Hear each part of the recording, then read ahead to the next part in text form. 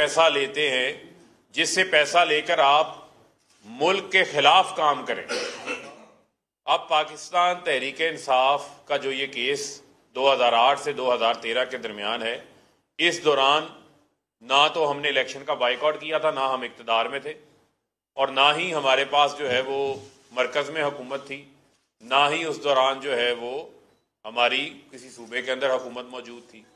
और इमरान खान साहब ने तो हमेशा पाकिस्तान की लिए बाइसे फ़ख्र बने हैं, चाहे वो क्रिकेट का मैदान था, चाहे वो वेलफेयर का मैदान था, और चाहे वो सियासत का मैदान हो, कि पूरी दुनिया के अंदर उन्होंने अपना एक लोहा मनवाया है।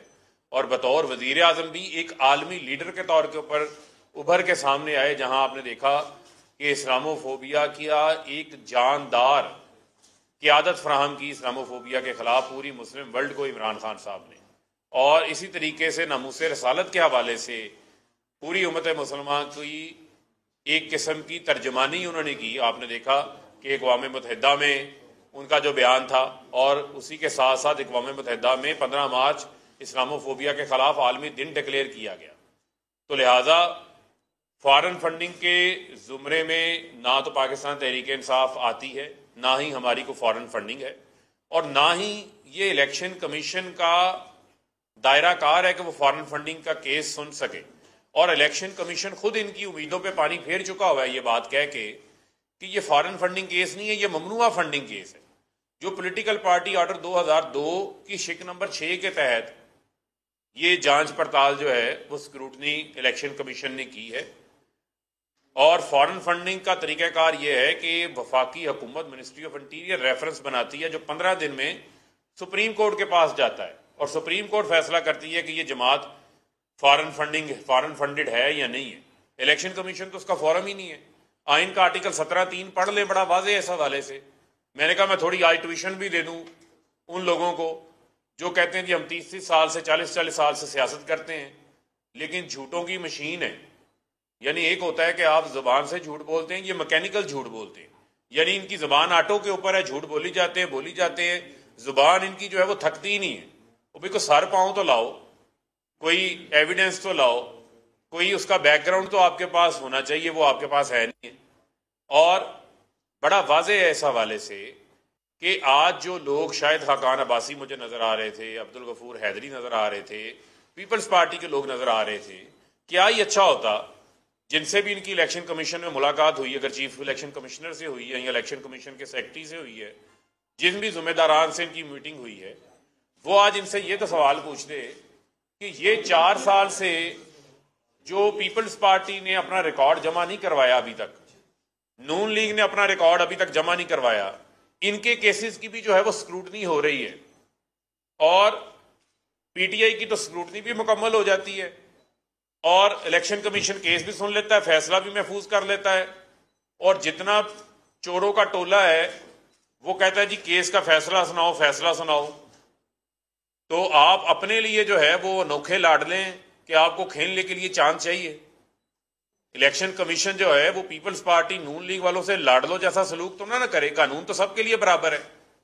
हनीफ अब्बासी केस में सुप्रीम कोर्ट का 2017 का फैसला इलेक्शन कमीशन भी पढ़ ले, और ये पीडीएम की जमातें भी पढ़ ले, जिसमें उन्होंने वाज़ेह लिखा हुआ है कि ये इलेक्शन कमीशन की जिम्मेदारी है कि उसने कोई इम्तियाजी सलूक नहीं करना, यानी बगैर किसी झकाओ के कानूनी तौर पर तवाज़ुन कायम करना है, और तमाम सियासी जमातों की स्क्रूटनी करनी है, शफाफियत के साथ, इंसाफ के साथ, फेयरली, जस्टली, ट्रांसपेरेंटली अल्फाज लिखे हुए हैं उसके अंदर, और कानून के मुताबिक in accordance with the law.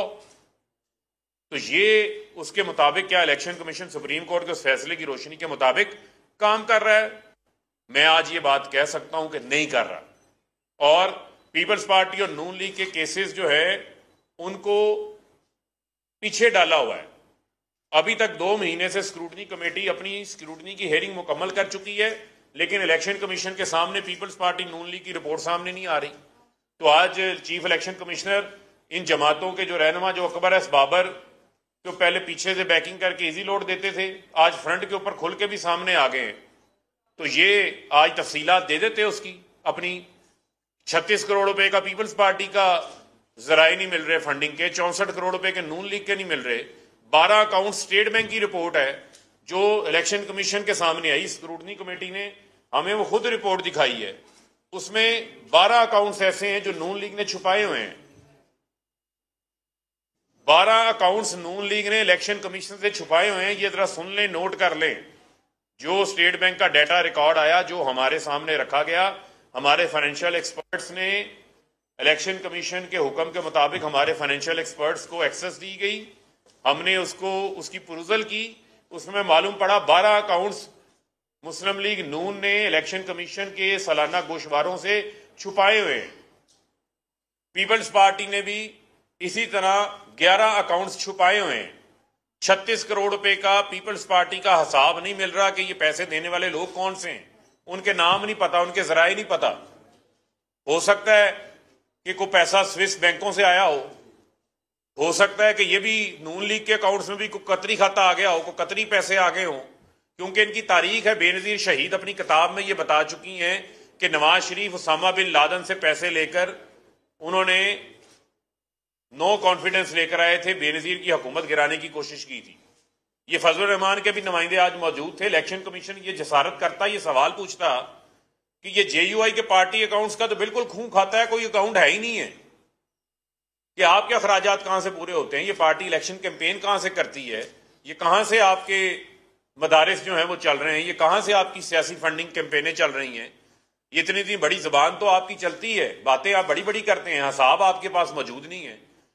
आज भी पेशावर के अंदर जो JUI का मरकज है उसकी तख्ती जो है बड़ी सी, उस पर लिखा हुआ है, ये मैंने नहीं कहा, ये इनकी अपनी जमात के हाफिज हुसैन अहमद साहब मुख्तलिफ मीडिया है, कॉल करके पूछ लें, टीवीज के ऊपर आके बता चुके हैं कि वहां पर लीबिया ने फंड किया था। एक हमारा ब्रादर इस्लामी मुल्क जो है, लीबिया ने इनको फंड किया था और तख्ती लगी हुई है कि ये फॉरेन फंडिंग तो ये है जो ये लेते रहे, और फॉरेन फंडिंग लेके मुल्क के अंदर क्या फसाद कराते रहे, क्या इंतशार कराते रहे हैं।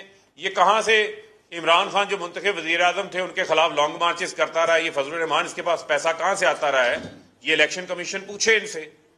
और आप कहते हैं जी PTI केस का फैसला सुनाएं, लेकिन पीपल्स पार्टी नून लीग का भी JUI के केसेस का भी फैसला एक साथ सुनाएं।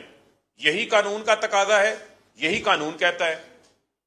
कल से एक इन्होंने नई कहानी शुरू की है जी, अबराज आरिफ नकवी। 2012-13 में आरिफ नकवी के ऊपर बैरून मुल्क किसी किस्म की ना कोई तहकीकात चल रही थी, ना कोई उनके खिलाफ कोई रेफरेंस था।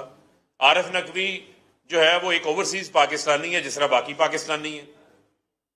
वेंचर कैपिटल का उनका काम था, इक्विटी का एक कामयाब बिजनेसमैन बैरून मुल्क जाकर बने। आज फाइनेंशियल टाइम्स के अंदर एक इन्होंने स्टोरी करवाई है, उसके अंदर उसमें यह भी लिखा हुआ है कि 20 मिलियन पाउंड आरिफ नकवी ने शहबाज शरीफ और नवाज शरीफ को के इलेक्ट्रिक कंपनी के अपनी सेटलमेंट करने के लिए जो वो शेयर्स ट्रांसफर करके जाना चाहता था किसी और कंपनी के नाम, जो उसने अपनी इन्वेस्टमेंट की थी, वो इन्वेस्टमेंट आगे सेल कर रहा था। वो 20 मिलियन पाउंड जो है वो नवाज शरीफ और शहबाज शरीफ को रिश्वत के तौर पे दिए हैं। ये फाइनेंशियल टाइम्स की व्हाट्सएप सहाफी बड़ी रिपोर्टें जो है वो ट्वीट कर रहे हैं। वो पैसा जो वोल्टन क्रिकेट क्लब से आया है वो तो PTI के UPL के बैंक अकाउंट में आया है, वो डिक्लेयर्ड है। पैसा बैंकिंग चैनल से आया, डिक्लेयर्ड है, इलेक्शन कमीशन के गोशवारों में मौजूद है। उसमें कोई चीज छुपाने वाली नहीं थी।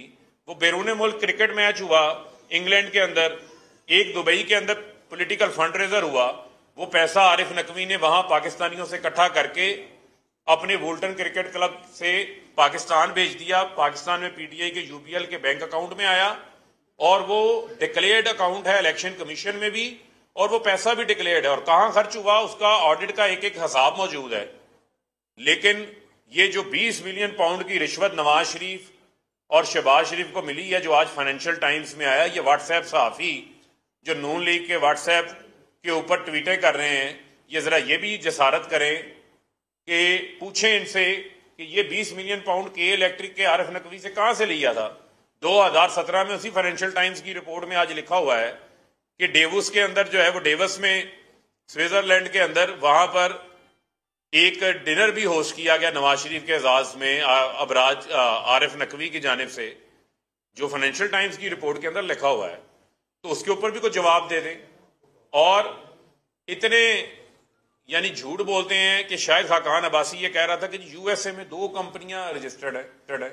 भाई अगर आपने कानून नहीं पढ़ा फारा का, फॉरेन एजेंट रजिस्ट्रेशन एक्ट, ये तमाम चीजें हम इलेक्शन कमीशन को बता चुके हैं, अपना केस पेश कर चुके हैं, लेकिन जब ये मीडिया ट्रायल करते हैं तो फिर चीजें बतानी पड़ती हैं कि यूएसए के अंदर हमारी जो कानून है 9/11 के बाद, अगर आपने आकर यूएसए में किसी किस्म की कोई पॉलिटिकल लॉबी करनी है, कोई पॉलिटिकल कन्विंसिंग करनी है, या अपने डायस्पोरा को जो आपके बैरून मुल्क पाकिस्तानी वहां पे रहते हैं उनको आपने मोबिलाइज करना है, एंगेज करना है, फंड रेजिंग करनी है, पॉलिटिकल लॉबी करनी है, तो आपको अपने आप को फॉरेन एजेंट रजिस्ट्रेशन एक्ट के तहत, फारा के तहत अपने आप को रजिस्टर्ड करवाना पड़ता है। पीटीआई वहां पर एलएलसी के तौर पर रजिस्टर्ड है और हर 6 महीने बाद जो भी एक्टिविटी होती है वो अमेरिका के कवानीन इतने सख्त हैं कि वो आपको उनको रिपोर्ट करना पड़ती है। तो आज तक अमेरिका के अंदर तो हमारी फंड रेजिंग के ऊपर किसी किस्म की कोई ना तहकीकात हुई है। जब हम अपना रिकॉर्ड जमा करवाते हैं वहां के कवानीन बड़े सख्त हैं। वहां ये नहीं हो सकता कि मुल्क का वजीर आजम बने और वो बनते साथ डीजी FIA का पहले डायरेक्टर FIA रिजवान का पहले तबादला करे, फिर दबाव इतना डाले कि वो दबाव ना बर्दाश्त करे और वो दुनिया से चला जाए, अल्लाह को प्यारा हो जाए। ये नहीं हो सकता कि मकसूद चपड़ासी जो अक्यूज्ड हो वो दुबई में पहले खुद भगाया हो और बाद में उसको वहां पर मरवा दिया जाए। ये वहां नहीं होता, वहां के कवानीन बड़े सख्त हैं, वहां सजाएं होती हैं। लिहाजा अगर वहां की कानूनी जो रिक्वायरमेंट्स हैं उसको पीटीआई अमेरिका में फुलफिल करती हुई आई है अभी तक, वहां हमारे खिलाफ किसी किस्म की कोई ना इंक्वायरी है, ना कभी कोई तहकीकात हुई। तमाम रिकॉर्ड फारा में हम जमा करवाते हैं। वहां की जो तहकीकाती एजेंसीज हैं वो बहुत स्ट्रिक्ट मैकेनिज्म्स हैं वहां पर। 9/11 की दहशतगर्दी के वाक़े के बाद उन्होंने अपने कवानीन बड़े सख्त किए हैं, तो वहां पर कोई एतराज नहीं।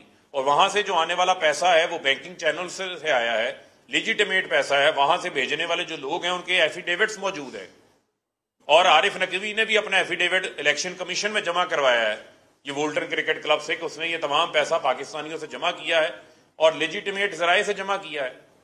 तो उसके ऊपर इनका एतराज नहीं बनता। लेकिन जो मैं आज चैलेंज इनको करने जा रहा हूं, ये जरा जुर्रत करे, ये नलाइके आजम शहबाज शरीफ ये जुर्रत करे